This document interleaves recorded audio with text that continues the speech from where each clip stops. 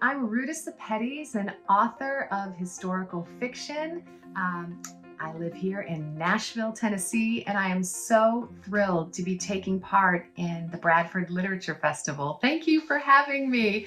My books include Between Shades of Grey, Salt to the Sea, and The Fountains of Silence, which is shortlisted for this year's Carnegie Medal, which I'm so grateful and thrilled about.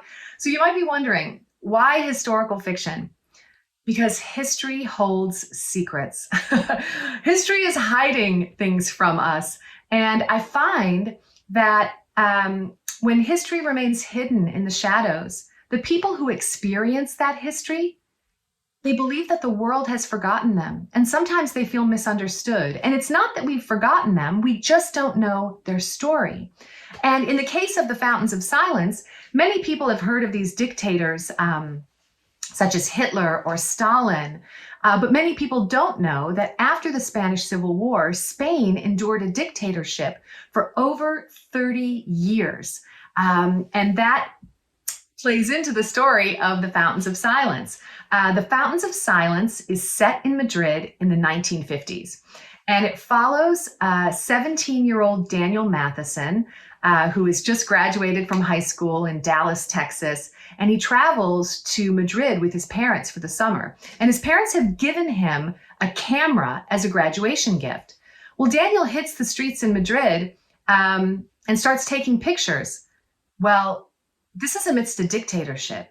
And Daniel snaps some pictures of some things he's not supposed to. And he tells Anna at the hotel, a girl working at the hotel, about what he's done. And together, he plunges both of their lives in danger. So we have an American boy and a Spanish girl, and they're desperate to connect and understand one another, but they're fenced by fear and silence and circumstance. So the story is, how do they bridge those widths between them, and how do they survive? One of my favorite aspects about writing historical fiction is the research. It's like being a detective. I spent 7 years researching the Fountains of Silence. I could have spent 7 more. I interviewed hundreds of people on both sides who supported the dictator and people who were victims of the dictatorship. I took several trips to Spain, traveled throughout the country. I rented an apartment in Madrid. The book is set in a hotel. And for a while, I lived in the hotel just so I could create this atmosphere for you. And, you know, when you're researching, you always come up with some surprises, right? There are always surprises. And when I went into it, I thought I had a grasp of the history. I spent a lot of time researching, nonfiction and reading historical texts. And when I was researching, I discovered in the National Archives in Washington, D.C., that the United States had supported this dictator. And I did not know that. And I think a lot of people did not know that. And why did the United States support this dictator? Why didn't they support the people of Spain? So those kind of surprises that you discover and uncover, it really is like being a detective. And I just love it so much. So a couple of other things that might be different about me than some other authors. I've always been a storyteller, but I haven't always been an author. Prior to becoming a novelist, I spent 22 years working in the entertainment industry in Hollywood. And I was helping bands and songwriters and video game developers and film composers tell stories, but through music. And what I learned is that when the artist puts an element of their own personal story into their work, it's more likely to become successful. So I was always asking people, what's the story? What's the story? And the reason I did that is because if we don't know someone's story, we're constantly misjudging one another. And oftentimes, if we don't know someone's story, we tend to fill in the blanks on our own and make assumptions. And that can be really dangerous. And we can create false narratives. And the Fountains of Silence sort of addresses that here we have this young guy coming from the United States who thinks he understands, and he doesn't understand. So I'm going to do a reading, and then I will issue a bit of a creative challenge for you. So as I said, Daniel Matheson is a photographer, and he got this fancy camera for a graduation gift. And he's a finalist for a contest in Dallas. And he really wants to win. So as soon as he gets to Madrid, he hits the streets to take some photos, unaware that he might get himself in trouble. And so we open and we're in Dallas. Madrid is as hot as Dallas. He turns a corner onto a narrow cobbled street and tucks into a doorway. Daniel looks at his watch and then to the position of the sun. His parents are waiting at the hotel for lunch. His father's going to be annoyed with him. Again. Approaching heels echo in the distance. Daniel raises the lens to his eye. It's a nun. Her steps are quick, purposeful. She carries a small bundle wrapped in cloth. She looks constantly over her shoulder, as if she's being followed. Daniel remains in the doorway, unnoticed, waiting for the perfect shot. A breath of wind swirls the nun's black robes. She reaches down with a hand to tame them. As she does, the breeze lifts the cloth, revealing the contents of her bundle. A baby's face, gray like smoke, stares at Daniel.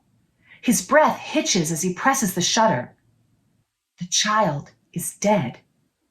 The nun's eyes, wide with panic, snap to his lens. Hammering the shutter produces nothing but an empty clicking. He's out of film. His hand dives into his pocket for a new roll. He loads as fast as he can, but it's no use. When he looks up, the nun has disappeared, replaced by two men in capes and wing-shaped hats. They're carrying rifles. The Guardia Civil, the military force that serves Franco. Steer clear of them, warned his father. But their sinister appearance, like human crows, curls a beckoning finger toward Daniel's lens. He slides farther into the doorway to conceal himself. It's not illegal to photograph the Guardia Civil, is it? Just one picture. For the contest. Daniel presses the shutter. Did he get it? A flap of wings. A silent bomb explodes. So, what happens when we take a picture of something that maybe we're not supposed to? Or what happens when we're randomly taking a picture and accidentally we capture something that we're not supposed to? Think about this. All of you are probably in thousands of other people's photos. You're in the background. They've captured you on film and you don't even know it. So I want to issue a creative challenge that pertains to photography and history. History has many angles, right? Stories have many angles. I want you to choose a photo. It can be from your family archive. It can be from your phone. And choose a photo that you feel might be kind of interesting. I want you to show that photo to 5 different people separately and ask them what the story is. Just show them the photo and say, what's the story here? And I think you will be surprised. You will get 5 completely different answers. And this is interesting. And also it can be concerning because if we don't know someone's story, as I said, we tend to fill in the blanks and make up our own. That can be family fiction, photo fiction, but with regard to history, that can be very dangerous to create a false narrative because there are human beings who experience that history. And when the history is misinterpreted or unknown, those people feel so misunderstood. So the best gift that you can give to your family into the future is to make sure you label all of your photos with names and dates and places. So for the creative challenge, try that out and try that on for size. 5 different photos, 5 different people, the same photo, and I think you'll get many different stories. Again, thank you so much for having me. I am so passionate about, historical fiction and hidden history and the people who experienced it. But I promise you, the most important story you can find and preserve is your own. So please think also about your own family story and ways to preserve it.